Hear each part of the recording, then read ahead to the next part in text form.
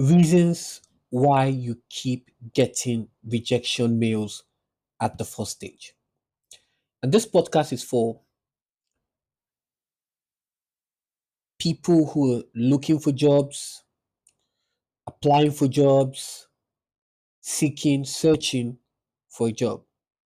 And you keep wondering, why do I keep getting rejection mails? Even when probably I'm qualified, there is probably something you're doing wrong. And if you're that kind of person, you're tuning into the right podcast. So I'm going to share with you some reasons, right? And this is from my conversations with employers. And okay, so why do you keep rejecting them? And I'll be unveiling to you all this in a moment. Sending out resume with high hopes only to receive emails can be frustrating. I've been on that end when I've been applied to jobs and I wasn't invited. I wasn't even given the invitation phase, just rejection. Sometimes they don't even reply me. So, like I said, I spoke with a lot of employers, some of the employers I know, on what we might be doing wrong, what you might be doing wrong. That frustration you get after sending out resume, hoping for a positive response, only to see rejection mails with those disappointing words. You know those words, right? Unfortunately, or it goes with we regret to inform you, right? So to help you understand why this is happening, we spoke with my employers, some of the past employers I've worked with, who gave me an idea, okay, on what you might be doing wrong. And I want to share with you that. And I've been able to try as much as possible to make it very detailed, as much as possible, so that at the end of the day, you can have this knowledge and you can go back to actually readdress them. The first one I want to talk about is not meeting job requirement. One of the main reasons for early rejection is not meeting the core job requirements. Employers often list specific skills, qualifications, and experience level necessary for the role in their job description. If your application doesn't clearly show that you possess these credentials, your chances of progressing drop significantly, like really significantly. It can feel like a harsh reality, but tailoring your resume to align closely with the job description is important. People see a job advert and the first thing they do is send their CV. They don't even tailor it. You don't streamline it to what the job is talking about. And you wonder why you get those rejection mails.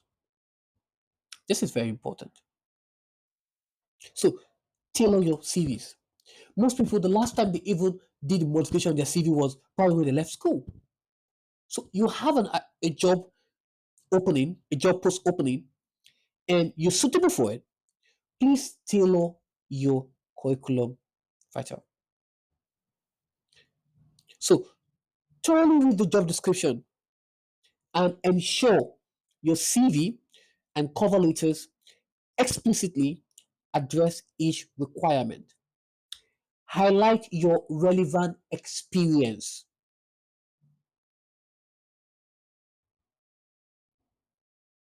and skill that match the job description.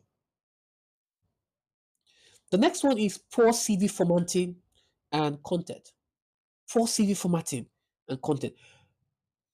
Many of the job seekers don't even know how to properly format their CV. I've been on the end of also recruiting personnel, and most CVs I look at, I'm like, did this person actually go to school?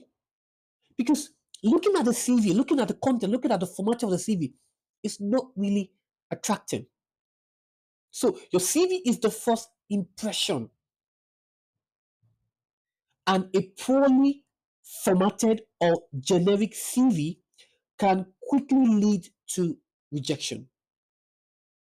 Common mistakes include using an all professional layout, omitting crucial details like contact informations. In fact, there were some things I went to that there was no way to reach them. Right? There was no way. They came to submit your, they came, submitted the CV. There was no way to reach them. Right? Okay. And failure to craft your CV to the specific job description. So, what are the tips that I can you can use to ensure that at the end of the day, your CV is not poorly done and it has rich content?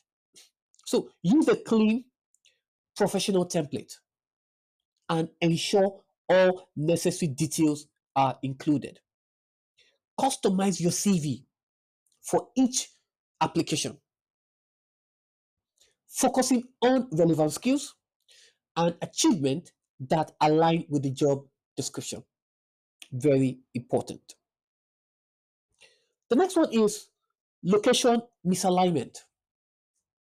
Another reason you might be getting rejection mails is because you're applying for a job far from your current location. Most people will do the just shall live by faith, right? I have faith. And there is no plan for relocation, there is no plan for accommodation, there's no plan for this, and it's all stated there in the job description. It's all there in the description for the job opening, and that they want somebody close by, and you're doing it just shall live by faith. You're doing, oh, I have faith like the mustard seed. Good. I'm so happy you have faith like the mustard seed. So good. And if you say to this mountain, be moved, and it will be moved. I'm so happy for your faith. So happy for your faith. But guess what? They need somebody close by. And you're living in Hull and you need somebody in London, it's not going to help you. Right? Because probably the reason why they need somebody close by could be proximity because of the job requirement. And you saying I'm willing to relocate anywhere doesn't just give the employers the assurance. Although, yes, maybe you become a last resort if they've gone through all the endless CVs. But you're just a last resort. So this is one thing that is so important. Without even addressing the feasibility of relocation, at least some people even say they want to relocate. Other people, they don't even address it. So employers might prefer candidates who are already locals or clearly state their willingness to relocate. So if the job requires you to, the job offer is there and there's accommodation for everything, and then they give the description that, okay, fine, the ability to relocate is possible, then you can tell your CV to that way to say, okay, I'm ready to relocate. Okay, to ensure as long as I have the job, I'm moving over there. So if you're applying for a job in a different location, this is a tip for people who are applying for different locations. Mention your willingness to relocate or discuss any potential remote work options. People, they also do that. Okay, I'm ready to work remotely. Okay, I'm ready to work remotely.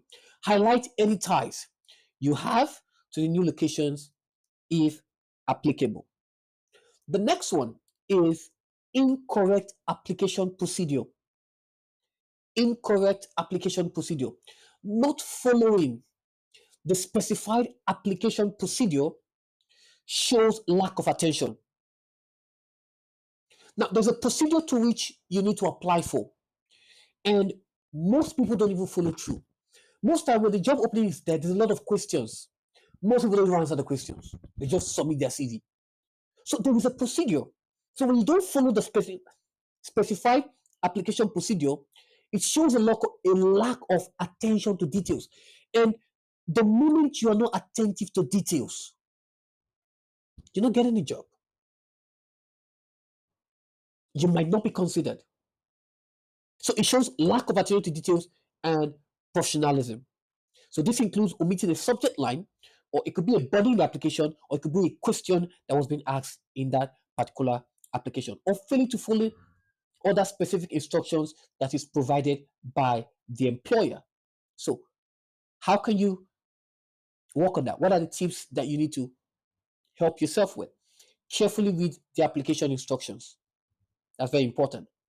And follow them precisely. Always include a subject line and a brief and polite body in your email that introduces you and states your interest in the position. Don't just send a CV because you want to send a CV. At least let it have a subject line and probably a brief, polite, not just a brief, but polite body in your email. The next one is misalignment of skills and job roles. Misalignment of skills and job role. So applying for a position that does not align with your qualification or experience, such as a doctor applying for an accounting role, can lead to quick rejection unless you clearly articulate how your skills are transferable. If you're a doctor, how can you fit in an accounting firm? Okay, because they're looking for an accountant, and the last time I checked, doctors don't debit money. They bring the dead to life, right? They cure. Okay, so right. So what can really help you if probably you study this and by hobby or by skill acquisition you can do this. Ensure your application makes a strong case for why you're a good fit for the role.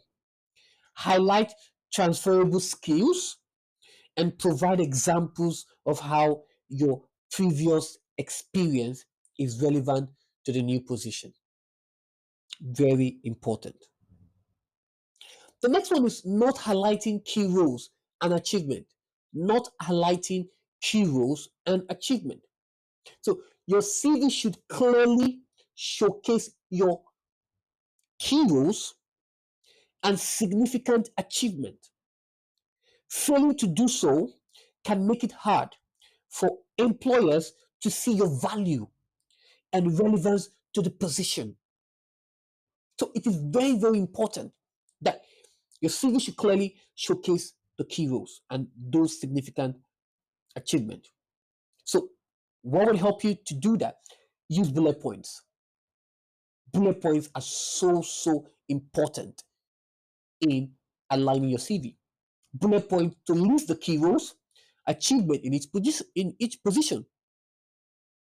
You've heard, right?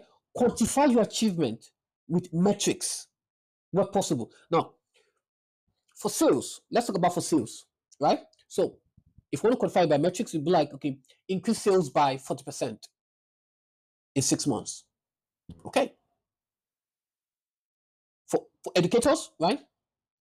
What are your achievements with metrics? Okay. In my subject, ICT, I've been able to produce students A star to C with 90% of success. 90% A star to C. From A star to B, I have like 82%. So all this is very, very important. So getting rejection mails is tough, but understanding the common reason behind those early rejection can be changing. By meeting the above requirements, you can significantly improve your chances of progressing in the hiring process. It is important to note that the first connection between the employer and a potential employee is the CV. That's the first thing. That's the first connection that the employer and the employee will have. So it is crucial to have a very good CV. Okay, so there are some people who are very good at reviewing CVs. That can actually boost your chances. You can submit your CV to them, and they can review it to know if probably this would you probably could stand a chance. Again, I talked about the template of the CV, right? So you can download, you can go to website. There are template builders, very customizable, that you can use to actually build a professional CV. I hope this helps you. See you in the next one. Bye bye.